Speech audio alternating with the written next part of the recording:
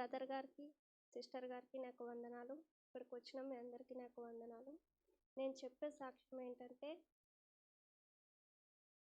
నేను ANM training కోసం apply చేసుకున్నా. దాంట్లో అందరూ కూడా ఇంగ్లీష్ మీడియం. నేను ఒక్కదాన్ని మాత్రమే తెలుగు మీడియం. నాకు చాలా భయమేసింది. నేను ప్రార్థన చేసుకున్నా. దేవా ఇది నీ చిత్తమే అని చెప్పేసి నేను బాగా ప్రార్థన చేసుకున్నా.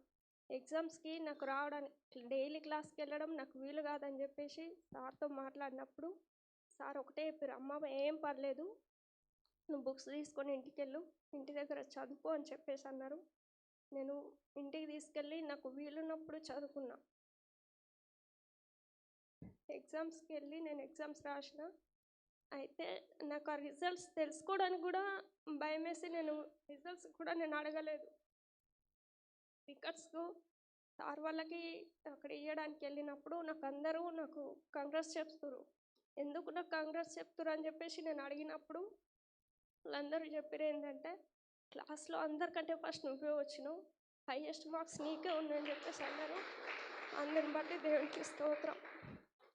ఆ రోజు నేను అసలు అన్నమే తినలే. నేను ఎవ్వరు మాట్లాడించినా మాట్లాడలేదు. డైరెక్ట్ ఇంటికి వెళ్ళిన. నేను ప్రేయర్ చేసుకునే ప్లేస్కి వెళ్ళి అక్కడ కూర్చొని దేవునికి థ్యాంక్ యూ జీసస్ అని స్తోత్రం చెప్పిన, థ్యాంక్ యూ చెప్పిన. అందుని బట్టి దేవునికి స్తోత్రం. ఈ సాక్ష్యం ద్వారా దేవునికి మహిమ కలుగును గాక.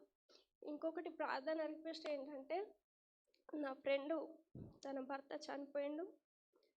వాళ్ళకి 16 months బాబు ఉన్నాడు. ఆ బాబుకి కడుపులో కంతి అది బయటికి ఇట్లా కనిపిస్తుంది.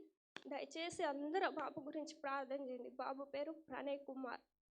ఇంకొకటి ఏంటంటే, మా మామయ్యకి పెరాలసిస్ వస్తుందని డాక్టర్స్ చెప్పారు. ఇవ్వాలనే ఐసీయూలో ఉంచారు. ఆయన గురించి కూడా ప్రార్థన చేయండి. ఆయన పేరు భూషణం. దయచేసి మీరు అందరూ మీ పర్సనల్ ప్లేస్లో జ్ఞాపకం చేసుకోండి.